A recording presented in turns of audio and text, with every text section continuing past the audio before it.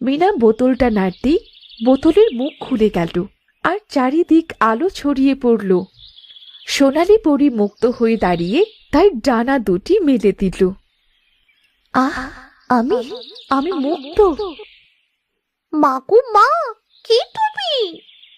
ভয় পেও না, আমি তোমাদের ঘরের চালে সোনালি পরী। তোমাদের কথাই সত্যি হোক, এই পেঁপের বীজই তোমাদের ভাগ্য বদলে দিক।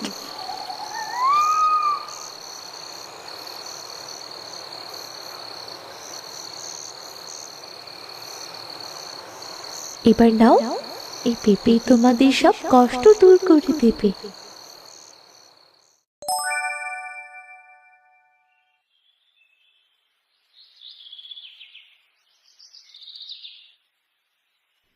কই গো, কোথায় গেলে তোমরা? শিগগিরই বাইরে বেরিয়ে এসো।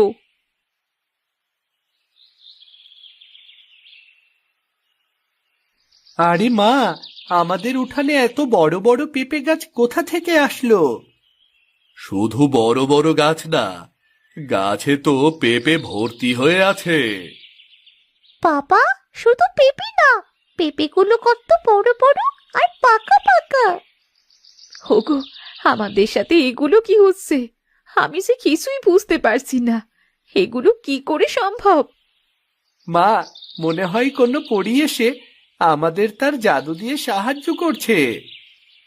তুই এসব কি বলছিস রে রাজু? সৃষ্টিকর্তা আমাদের দিকে মুখ তুলে চেয়েছেন, ওসব পরিটরি কিছু না রে।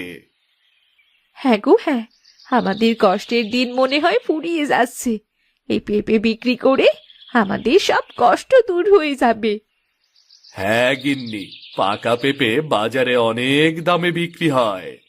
গিন্নি, ঘর থেকে দুটো ঝুড়ি আনো, গাছ থেকে পেঁপে পেড়ে বাজারে বিক্রি করে আসি গো। হ্যাঁ গো, তোমরা সাবধানে পেঁপেগুলো পারতে লাগো, আমি ছুরি নিয়ে আসছি। ঠিক আছে, ঠিক আছে।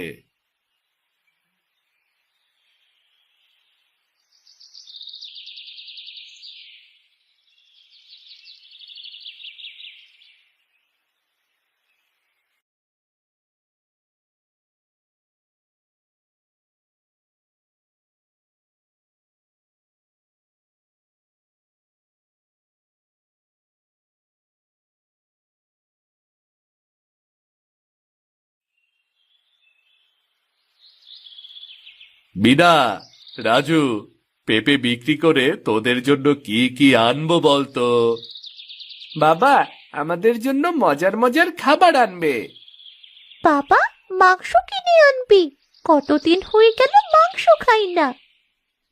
হোগো, কোনো খাবার আনতে হবে না, ঘরে এখনো অনেক খাবার আছে। তুমি পেঁপে বিক্রির টাকা দিয়ে ঘরের জন্য টিন কিনে আনো। বৃষ্টির সময় আসছে, বৃষ্টি হলে চাল দিয়ে সব সময় পানি পড়ে। হ্যাঁ গো গিন্নি, তুমি ঠিক বলেছ। টিন লাগালে বৃষ্টির সময় আর ভিজতে হবে না। চালের ওপর অনেক পাতা জমেছে, তাহলে চলো সবাই মিলে চালটা পরিষ্কার করি। ঠিক আছে চলো।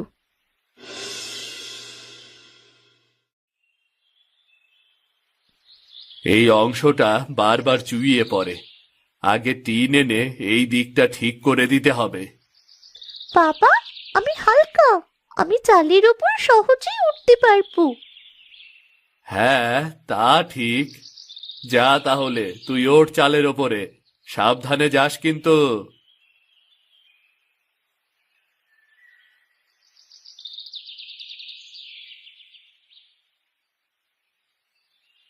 মা, বাবা, এখানে ছোট্ট বোতলের মধ্যে কিছু একটা আছে, আর বোতলের ভেতরে আলো জ্বলছে।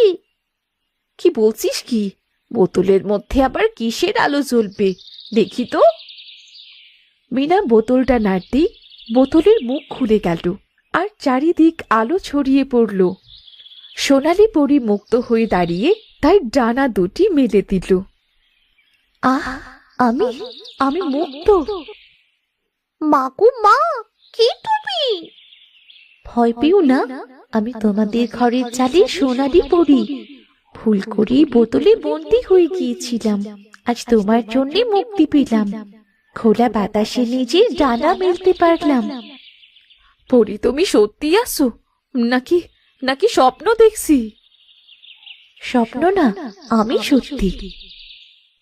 তার মানে সোনালী পরী, তুমি আড়াল থেকে আমাদের সাহায্য করছিলে? হ্যাঁ, আমি তোমাদের কষ্ট দেখেছি, তাই তোমাদের সাহায্য করেছি। কি বলেছিলাম না মা, পরি আমাদের সাহায্য করছে? কিন্তু তোমরা তো কেউ আমার কথা বিশ্বাসই করছিলে না। হ্যাঁ রাজু, তুমি ঠিক বলেছিলে। শোনো, এখন থেকে তোমাদের ঘরে আর কোনো অভাব আসবে না। তোমাদের পরিশ্রমী তোমাদের জীবন আলোকিত হবে, আর এই পেঁপে গাছগুলো সারা জীবন তোমাদের সাহায্য করবে। এই গাছের পেঁপে কখনো শেষ হবে না। সোনালী পরী, আমরা তোমার এই দয়া কোনো দিনও ভুলবো না। মনে রেখো, অহংকার আলোকে নিভিয়ে দেয়, আর ভালোবাসা আলোকে চিরকাল জ্বালিয়ে রাখে। সবসময় অসহায়কে সাহায্য করবে। আজ আমি আসি তবে। সোনালি পরি হাসে, আর তারপর ধীরে ধীরে উড়ে চলে যায়। চালের উপর এক টুকরো সোনালি আলো রয়ে যায়, যা চাঁদের আলোয় ঝিকিমিকি করে। গাছের পেঁপে বিক্রি করে রামুদের সব অভাব দূর হয়ে যায়, আর এরপর থেকে রামুরা সুখে শান্তিতে বসবাস করতে থাকে।